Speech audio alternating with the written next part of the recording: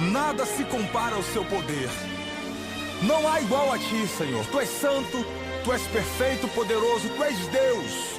Acima de todas as coisas, acima de todas as coisas, todo joelho se dobrará, toda língua confessará que Jesus Cristo é o Senhor. Aleluia! Igual não há.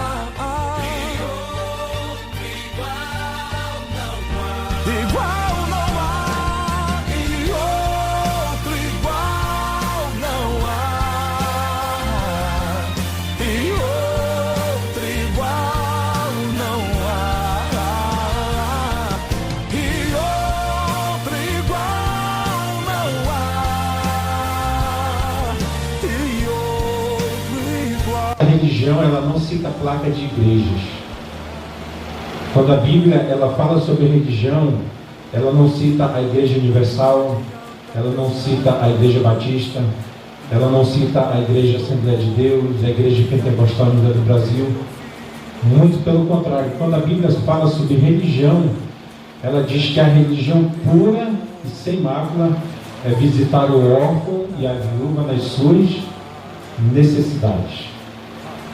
Então, é isso que Deus fala sobre religião. Visitar os órfãos e as viúvas na sua religião. E o que significa religião? A palavra no grego significa religar, ou seja, religar o homem a Deus. Mas só que, como nós bem sabemos, Satanás ele sempre tenta encontrar uma forma de desvirtuar os princípios da palavra de Deus. Satanás ele sempre encontra uma forma de desvirtuar os mandamentos e os estatutos estabelecidos por Deus. E nós vemos isso na criação de várias religiões, como nós vamos ver hoje aqui no budismo, mas tem o islamismo, tem o judaísmo, tem o Sexnoye, tem o Hare Krishna, tem a Nova Era. Você vai ver várias e várias religiões que na verdade são religiões que elas afastam o homem de Deus. Ou seja, se nós analisarmos o sentido da frase, da palavra religar, que é religar o homem a Deus, e nós formos comparar com essas religiões que eu acabei de falar, você vai ver que ela na verdade não religa o homem a Deus. Muito pelo contrário, ela afasta os homens de Deus. E é isso que nós vamos ver aqui na apresentação sobre o budismo. Pode passar, pastor André Mateus. Então, como a bispa Raquel falou, nós vamos aqui estabelecer um paralelo entre o cristianismo e o budismo. O que é o cristianismo? O cristianismo é uma religião abraâmica, ou seja, é uma religião que tem como pai da fé o nosso irmão Abraão. Amém?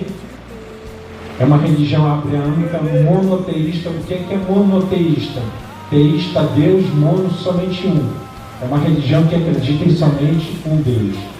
É uma religião abraâmica, monoteísta, centrada na vida e nos ensinamentos de Jesus Cristo de Nazaré, tais como são apresentados no Novo Testamento. E o que é o budismo?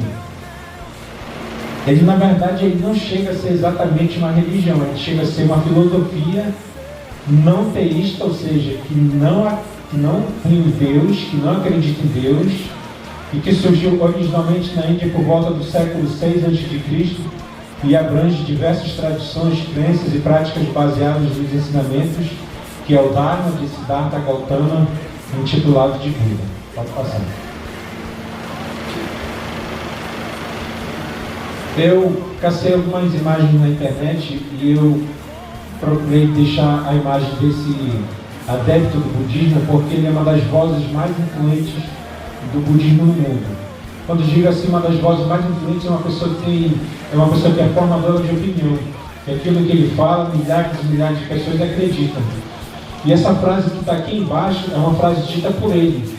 E ele não tem vergonha nenhuma de dizer o seguinte. E falando nisso, vamos ao segundo fato curioso. Budismo é uma religião ateia. Sim, isso mesmo. O que ele está dizendo? Que o budismo é uma religião ateia. Uma religião de ateus, ou seja, de ateus, pessoas que não acreditam em Deus. E ele fala isso sem constrangimento algum. O budismo é uma religião ateia. Sim, isso mesmo, pode passar. Aí eu fui pesquisar o número de cristãos no Brasil e o número de budistas no Brasil também. Esses aqui são os dados mais aproximados que eu consegui coletar, acho que foi no ano de 2019. Esses dados, com certeza, eles estão mais avançados, porque em algumas pesquisas que eu pude observar, o número de cristãos no Brasil cresceu consideravelmente. E quando nós falamos cristãos, nós falamos nos cristãos católicos e nos cristãos evangélicos. Então, 50% dos brasileiros são católicos, 31% evangélicos e 10% não tem religião nenhuma de Datafolha. Essa pesquisa, ela também aponta que mulheres representam 58% dos evangélicos e são 51% entre os católicos. Esse levantamento foi feito nos dias 5 e 6 de dezembro do ano passado, na verdade do ano de 2019. Pode passar. Agora o número de budistas no Brasil e no mundo.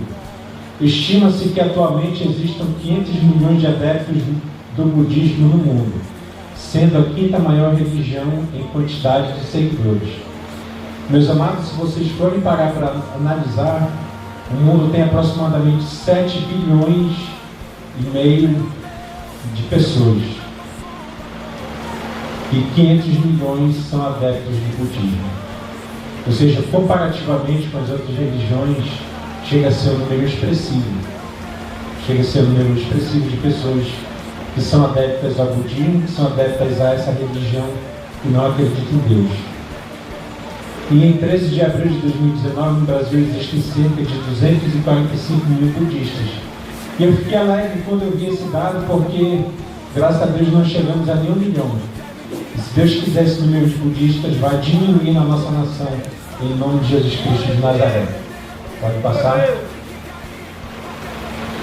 Agora nós vamos estabelecer um paralelo entre quais são os princípios fundamentais do cristianismo versus os princípios fundamentais do budismo.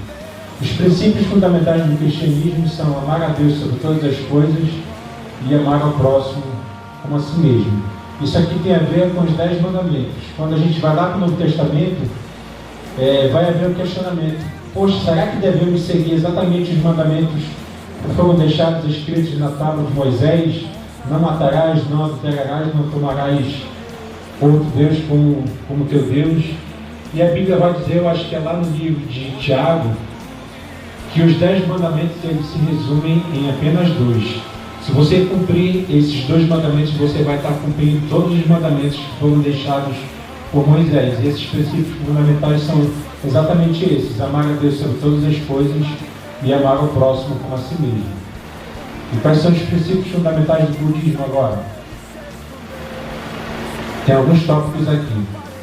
O próprio Buda, o Buda na verdade o nome do príncipe é o príncipe Siddhartha Gautama, que foi chamado posteriormente de Buda. Então, o próprio Buda definiu o ensinamento nestes termos: não cometer ações negativas, realizar ações positivas, ter mestria sobre o espírito, ou seja, ter controle sobre o próprio espírito. E outro dos princípios fundamentais do budismo é de não violência e de respeito por todas as formas de vida. Quando eu fui refletir sobre esses tópicos, sobre esses princípios fundamentais do budismo, eu percebi que tem uma cilada bem sutil aí. Porque é uma religião, é uma filosofia de vida que ela ensina o quê? A você não cometer ações negativas, a você não ser uma pessoa ruim, a você não ser uma pessoa má, a você não ser uma pessoa que anda roubando, matando, cometendo todo tipo de pecados. E ele vai dizer que você tem que realizar ações positivas. Então, esses 2 primeiros tópicos, eles fazem uma interlocução com o Espiritismo. O Espiritismo ele tem por base justamente esses 2 tópicos: realizar ações positivas. Você vê que os espíritas eles fazem muito isso, muitas ações sociais, muitas ações positivas, e não cometer ações negativas. Pode passar, pastor André. Agora nós vamos falar sobre o símbolo do cristianismo. Apesar das diferenças, o cristianismo tem como símbolos comuns a quase todas as igrejas, alguns deles que são a cruz, que é o maior símbolo cristão, pois segundo os fiéis, foi onde Jesus morreu pela humanidade. Então nós sabemos que a cruz é onde foi crucificado nosso Senhor Jesus por nossa causa, em nosso lugar, para nos dar a vida eterna. Amém? Pode passar. Ressaltando que já que a pessoa está falando, qual significa que eu posso usar uma cruz, ele disse que quer usar a cruz com Jesus ainda nela. Essa é a cristianismo que está vazia. Verdade. Exatamente, bem observado. O pastor André Matheus aqui falou daqueles que procuram usar a cruz com Jesus Cristo crucificado. Jesus Cristo não está mais na cruz, ele ressurgiu e voltou para o céu para sentar à direita ao lado de Deus Pai Todo-Poderoso. Bem observado pelo pastor André. Aqui é o símbolo do peixe, cujas iniciais em grego significam Jesus Cristo, Deus, Filho e Salvador. É mais um símbolo do cristianismo. Pode passar. Já o budismo ele vai ter vários símbolos. E um dele é a roda do Dharma, que é a representação de Buda no seu primeiro sermão após se tornar iluminado. A roda do Dharma tem 8 raios e simboliza os 8 ensinamentos de Buda. São eles: entendimento correto. Você vai perceber aqui que são só coisas boas, aparentemente. Entendimento correto, pensamento correto, linguagem correta, ação correta, modo de vida correto, esforço correto, atenção plena correta e concentração correta. Então, quando eu falei em cilada, uma cilada muito sutil, eu estava me referindo justamente a isso. Porque o budismo ele ensina você a ser uma pessoa melhor, mas ao mesmo tempo é uma religião ateia que não acredita em Deus. Pode passar, pastor.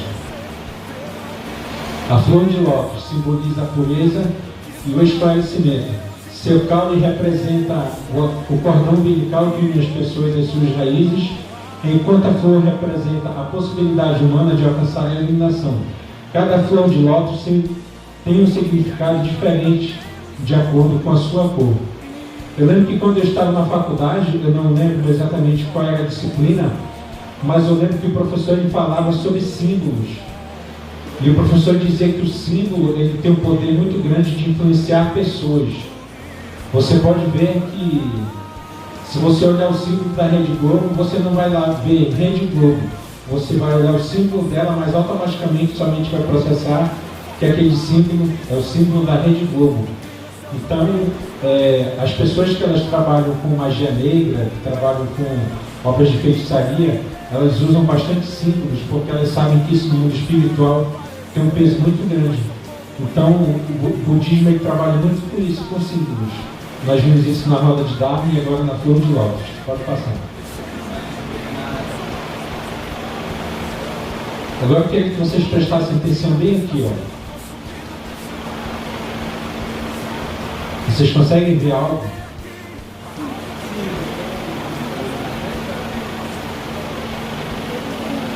Vocês conseguem observar alguma coisa?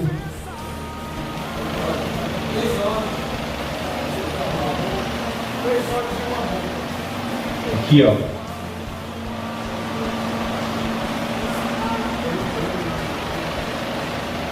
Essa é a roda da vida do budismo, onde na cabeça tem um demônio. Conseguiram perceber a gravidade da situação? Essa é a roda da vida. O quadro da roda da vida budista feito por Stephen Shepard, também chamada de Sansara, essa roda compreende o ciclo do nascimento, a morte e o renascimento. Através dessa roda, os budistas buscam se libertar de um ciclo vicioso de desejos que os impedem de atingir o Nirvana, a iluminação. Atingir o Nirvana é atingir o estado pleno de coisas positivas e de desprendimento de coisas negativas.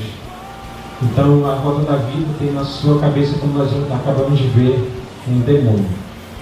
Nós sabemos que isso tem implicações muito sérias no mundo espiritual. Pode passar. E aqui nós podemos ver o templo cristão. Eu utilizei como referência o templo de Salomão, da Igreja Universal Assembleia de Deus, que se encontra lá em São Paulo. Pode passar. E o templo do budismo. Esse é o templo Zulai. que é o maior templo budista da América Latina. Não chega nem aos pés do Templo de Salomão. Vocês concordam comigo? Glória a Deus. Então, pode passar, deixa eu ver se é o último. E esse é Jesus Cristo, nosso Salvador, ressurreto, aquele que morreu na cruz pelos nossos pecados e que hoje se encontra sentado à destra do Pai. Pode passar? E esse é a imagem de Siddhartha Gautama, o Buda. É aquele que está lá no Salmo, acho que de número 115. Tem boca, mas não fala. Tem olhos, mas não veem. O que mais? Ouvidos, mas não ouvem. Mãos, mas não apalpam. Nariz que não cheira. Pés que não andam. Som algum que não sai da boca. Esse é Siddhartha Gautama.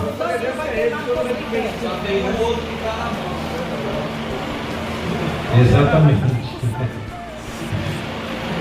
Então, quando nós vamos lá para as tábuas de Moisés, o primeiro mandamento: não tomarás outros deuses além de mim.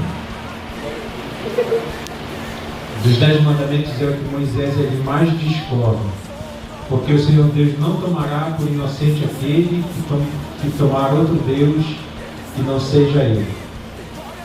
Então nós vemos que os islamitas eles têm o seu Deus, os indianos eles têm o seu Deus, a vaca, o boi, o rato, a barata. O islamismo, o budismo tem o Buda como seu Deus, mas nós sabemos que Deus só existe um, que é aquele que criou todas as coisas. Aquele que vai... Glória a Deus, aplauda o nome do Senhor Jesus Cristo.